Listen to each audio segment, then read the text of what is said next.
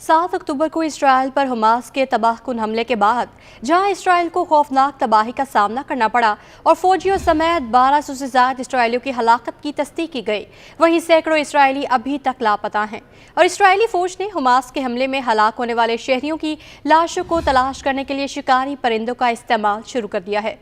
एक माहिर माहौलियात इसराइली फौज को इन मकामात से लाशें निकालने में मदद देने के लिए शिकारी परिंदों का इस्तेमाल कर रहा है, जहां हमास ने 7 अक्टूबर को हमला किया था। इसराइल की नेचर एंड पार्क्स अथॉरिटी के अहद हेतनौफे ने GPS ट्रेनिंग डिवाइसेस का इस्तेमाल करते हुए मुतादिद परिंदों के नकल मकानी के रुझान का सुराग लगा रहे हैं। गुज़श्ता माह 23 अक्टूबर को उनसे मदद तलब किए जाने के बाद से उनकी जानिब से इसराइली फ़ौज को फराहम करदा डाटा की मदद से 4 अफराद की लाशों को तलाश करने में मदद मिली है। उनका कहना है कि एक और परिंदे की परवाज़ के रुझान से मज़ीद कुछ ऐसे दीगर मकामात की निशानदही हुई है। इसराइल माहिर माहौलियात का कहना है कि सबसे पहले उन्होंने इसराइल में ही पैदा होने वाले सफ़ेद परों वाले उकाब की परवाज़ से हासिल होने वाले डाटे का तजज़िया किया है।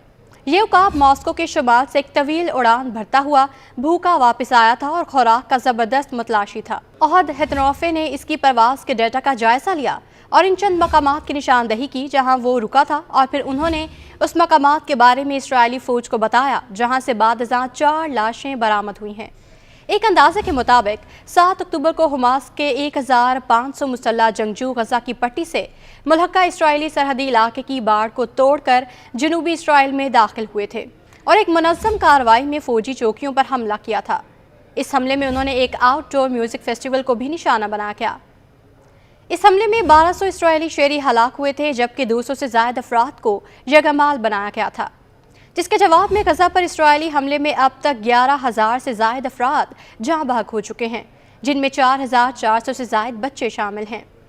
अहद हेतनौफे का कहना है कि वो GPS ट्रेनिंग डिवाइसेस से पता लगाते हैं कि परिंदे कहाँ रुकते हैं, जबकि ट्रैकर्स में वीडियो नहीं है। वो ये बता सकते हैं कि परिंदा किस तरह हरकत कर रहा है, ये किस बुलंदी पर है और दीगर डाटा पॉइंट्स जो मतलूबा इलाकों की निशानदही कर सकते हैं। इसके बाद वो सैटेलाइट इमेजरी के साथ इन मालूमात का जायज़ा लेते हैं। उनका कहना है कि इस कोशिश में मदद करना इसलिए अच्छा था क्योंकि मुतासरीन के अहल खाना के सवालों के जवाब मिल सकें।